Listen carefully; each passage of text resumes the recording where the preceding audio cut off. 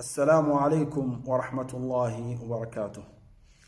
Allah the Almighty has reserved so many rewards for those observing fasting, and among those rewards is Allah the Almighty has reserved a specific gate among the gates of paradise through which those observing fasting will pass into paradise, that is Jannah. It came in the hadith of the Prophet Muhammad sallallahu alaihi wasallam that في الجنة ثمانية أبواب منها باب يسمى الريان لا يدخل منه إلا الصائمون.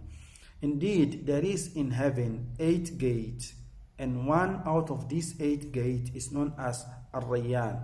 And this Rayyan is reserved for only those who are observing fasting. No one will enter paradise through that gate except he is part of those who are observing fasting.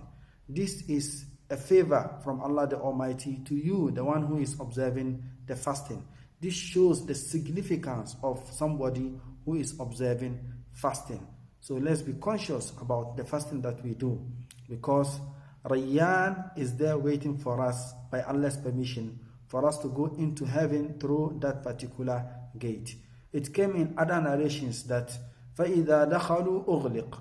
If those observing fasting enter paradise through that gate, the gate is shut down.